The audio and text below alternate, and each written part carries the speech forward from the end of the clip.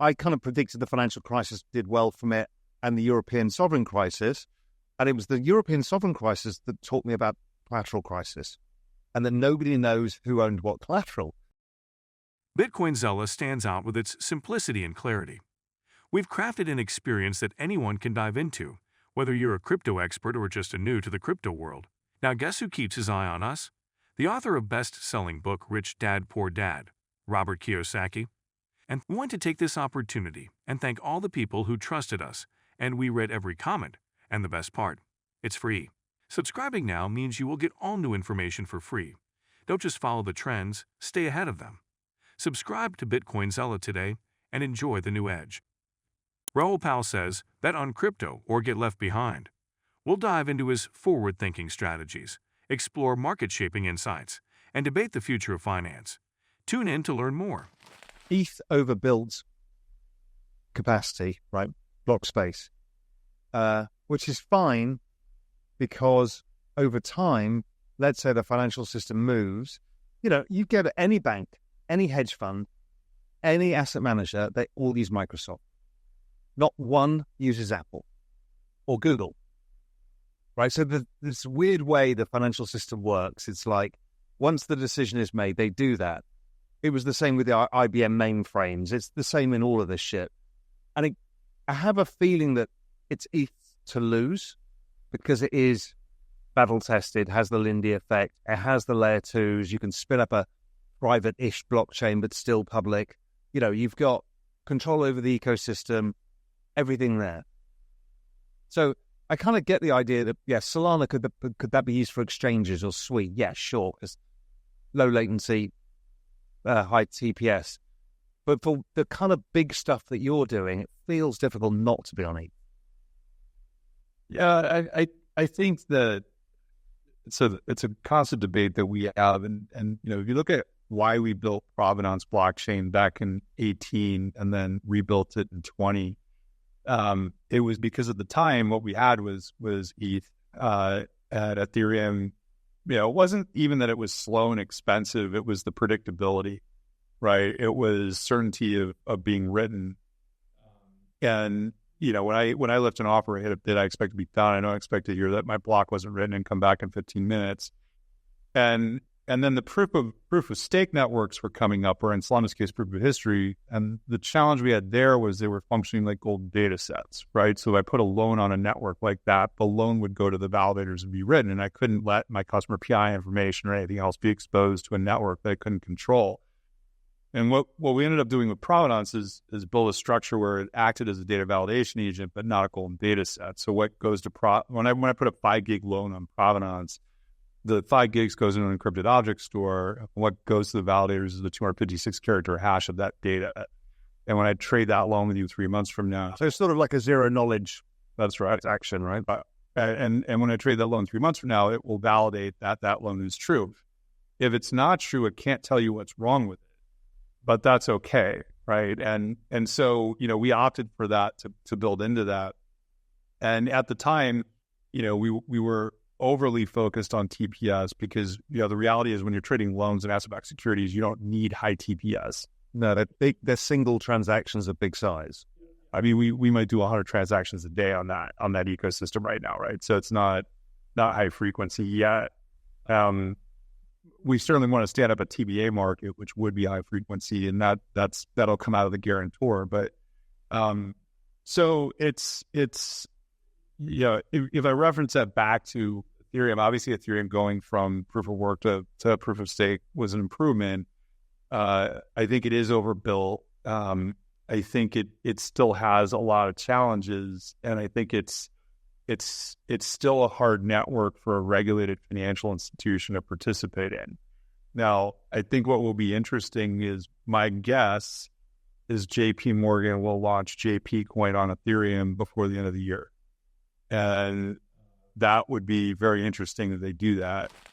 Bitcoin's price took a nosedive, plunging over $2,000 within minutes, following reports of a massive security breach at Bybit, one of the world's leading crypto exchanges. While the incident is yet to be officially confirmed by the company, panic quickly spread across the market, triggering an immediate sell-off for Bitcoin and most altcoins.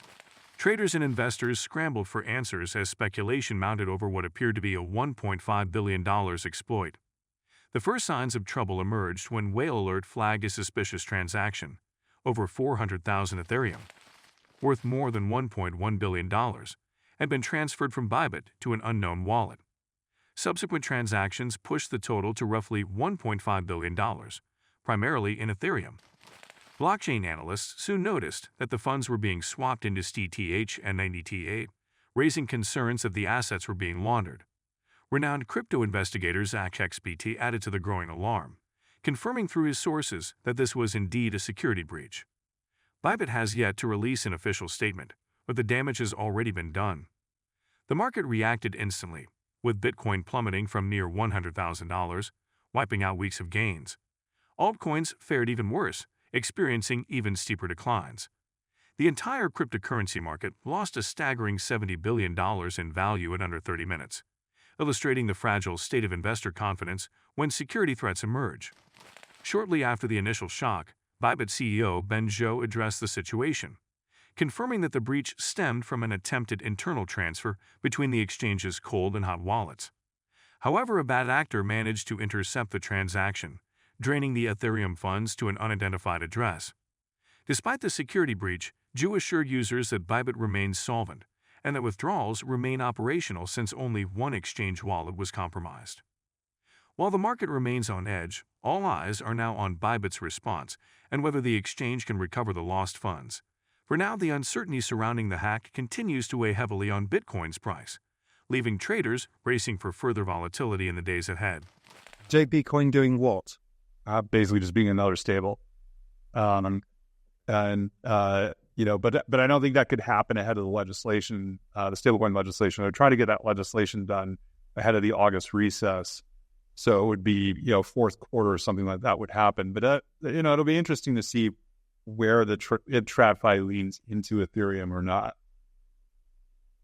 I don't know where else they go, to be honest. If you're JP Morgan, right, you're unlikely to go to Solana, or it's because they're more closed ecosystems, right? The monolithic chains versus, the others. It just feels that it's almost impossible to make that decision. They're not going to go to somebody brand new either, right?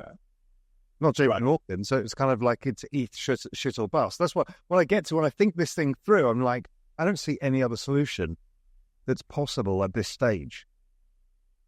Yeah, well, and that's what the next 12 months will show us is how these platforms evolve. I think, the challenge Solana has is, the situation that we have with Libra and the meme coin thing, that those are things that don't induce TradFi to come and play in your ecosystem. And they're not bad things. I mean, they generate huge amounts of fees for the network, and I don't begrudge them that at all. But that's not, that's not going to get JP Morgan or Goldman excited to start trading on your platform. So, although if they can spin the story differently, I mean, look, it's been an ugly shit show, and it's been a bit too grifty. But crypto's been grifty for a long time, right? But right. At the extreme, because it's a Wild West and it is experimentation. So I get that, and I don't really have a massive issue with it. But the Trump coin to me was really interesting because it shows how fast capital formation can happen amongst a large group of a decentralized entity amongst a large group of people who have a commonality of idea. We saw the Constitution DAO before that was another way. It was another holy shit moment for capital formation. So there was a very big signal. I mean, memes and stuff have a lot of signal about a bunch of stuff, attention, economy and stuff. But for capital formation, I think it was a big moment. Bitcoin has sent shockwaves through the crypto market, with over $35 billion worth of BTC moving across exchanges in just 24 hours.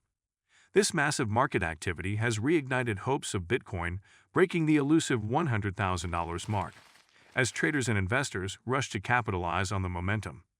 The sudden surge in trading volume has been felt across major platforms like Binance, Bybit, and Coinbase, with Binance alone seeing a 17% spike in activity.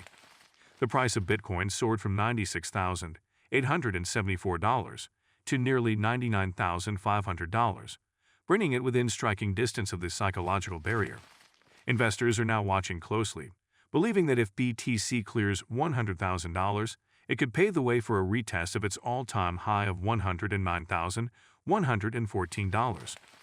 With institutional interest growing and governments beginning to recognize Bitcoin as a strategic reserve asset, the bullish sentiment is stronger than ever.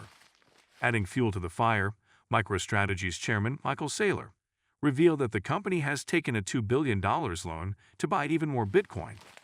With institutions piling in and adoption accelerating, the market is on edge, waiting to see if this surge will be the final push that sends Bitcoin past six figures for the first time.